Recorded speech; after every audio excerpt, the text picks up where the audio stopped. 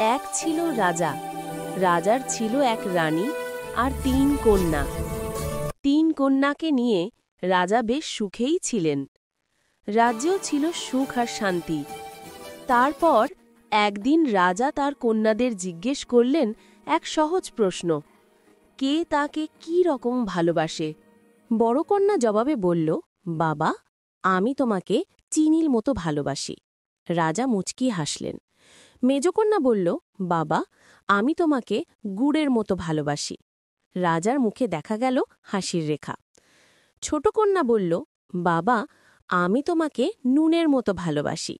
সঙ্গে সঙ্গে রাজার মুখ হয়ে গেল কালো। রানীও শুনে অবাক, এ কেমন কথা। রাজা বেশ অস্থির। ডাকলেন উজির, নাজির আর সেনাপতিকে। হুকুম দিলেন ছোট কন্যাকে গভীর জঙ্গলে রেখে আসতে। রাজার হুকুম বলে কথা, পরদিন ছোট রাজকন্যাকে পাঠানো হলো বনবাসে। গভীর অরণ্য, জনপ্রাণী নেই। ছোট রাজকন্যা একা বসে আছে। এমন সময় সেখানে হাজির হলো এক পথিক। রাজকন্যাকে দেখে জানতে চাইল, গভীর অরণ্যে তুমি একা কেন? রাজকন্যা সব ঘটনা খুলে বলল। পথিকের খুব কষ্ট হলো সেসব কথা শুনে। কিছু একটা করতে ইচ্ছা করল তার, কিন্তু পথিকের তখন নুন আনতে পান্তা ফুরায় অবস্থা। তারপরও পথিক রাজকন্যাকে তার সঙ্গে নিতে চাইল। রাজকন্যাও রাজি। দুজনে চলল পথিকের ঘরের দিকে। এদিকে রাজা তার বড় কন্যাকে ভিন রাজ্যের এক রাজপুত্রের সঙ্গে বিয়ে দিলেন। সেই রাজপুত্রের আবার চিনির ব্যবসাও আছে। মেজ কন্যারও বিয়ে দিলেন ঘটা করে।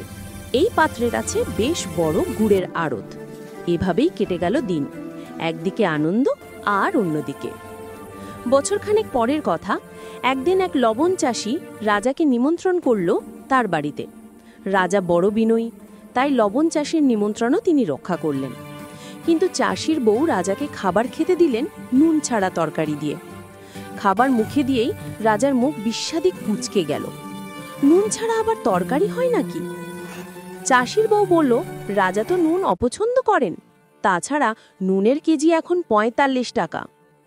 নুনের এত দাম শুনে রাজার হার্ট অ্যাটাক হওয়ার মতো দশা হলো। নুন এতই মূল্যবান? এমনিতে চিনি গুড় খেতে খেতে রাজার শরীরে ডায়াবেটিস বাসা বেঁধেছে।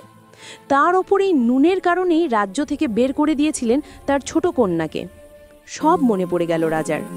এদিকে রাজা হঠাৎ দেখতে পেলেন আসলে চাষির বউ হলো তারই ছোট কন্যা, আর লবণ চাষিটি হলো সেই পথিক যে রাজকন্যাকে ঘরে তুলেছিল। লবণ চাষ করে তাদের এখন রমরমা অবস্থা।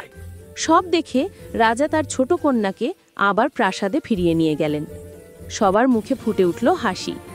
তারপর থেকে সেই রাজ্যে সবাই সুখে শান্তিতে বসবাস করতে লাগলো।